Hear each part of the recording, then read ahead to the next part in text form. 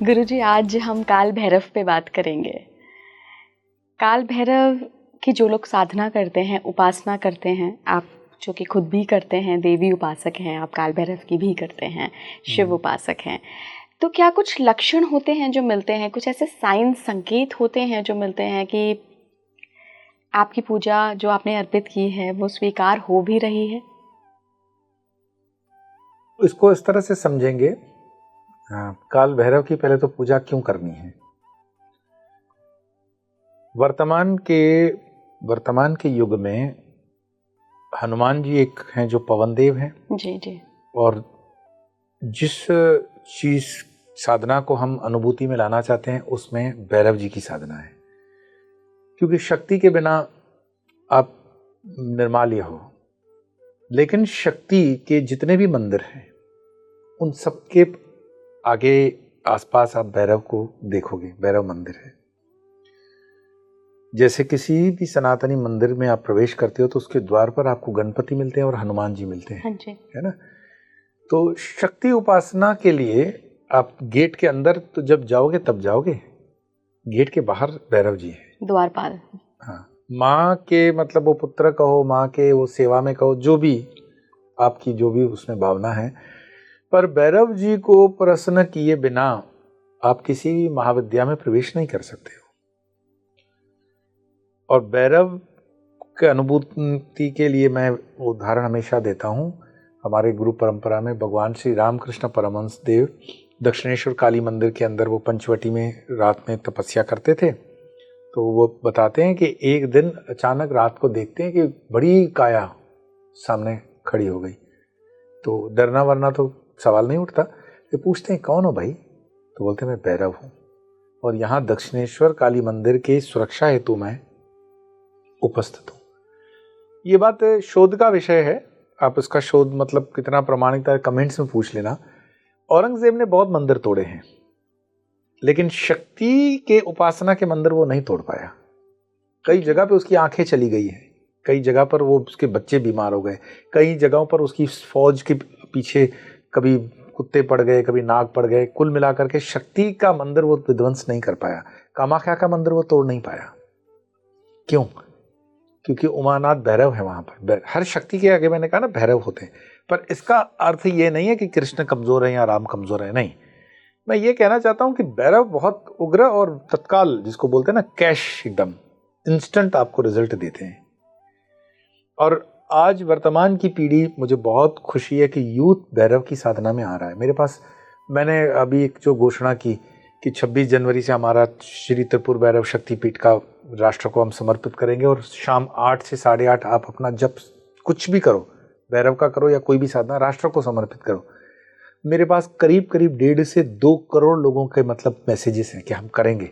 अभी तो 26 जनवरी में समय है। तो ये कौन दे रहा है संकेत?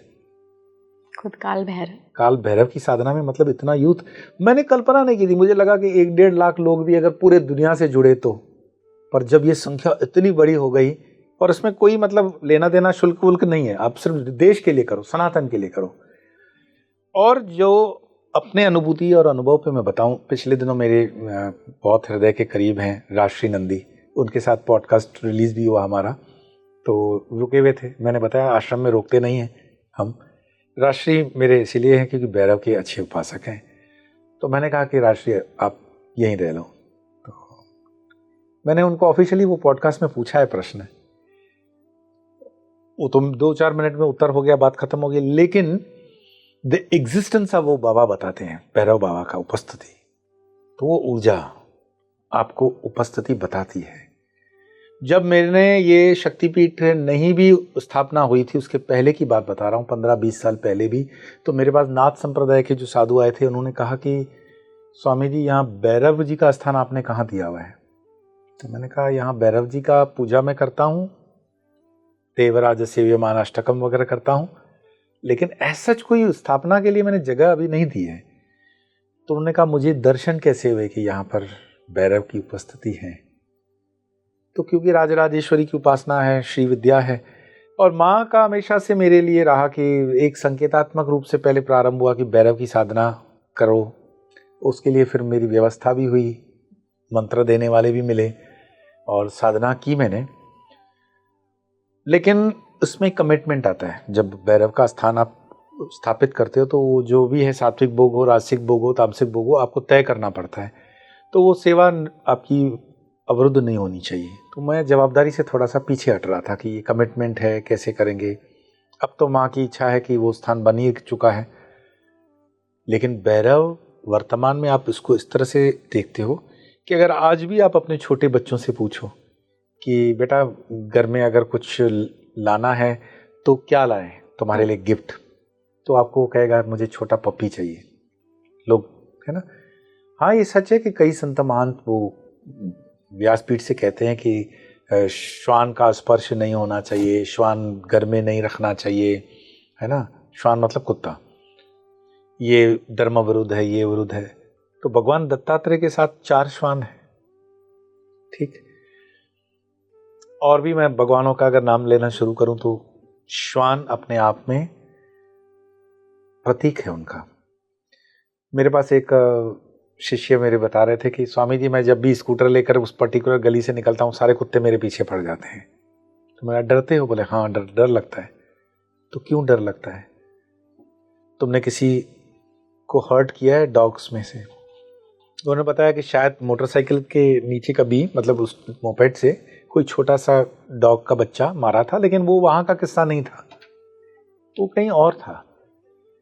तो आप सोचो, अगर आप श्वान प्रेमी नहीं हो, आपसे एक्सीडेंट कहीं और हो गया था, लेकिन आपकी पहचान इस इलाके के भी कुत्ते करते हैं कि आप तो हमारे दुश्मनी हो, हमारे विरोधी हो, हमारे बच्चों को मारने वाले व्यक्ति हो, और पीछे पड़ते हैं।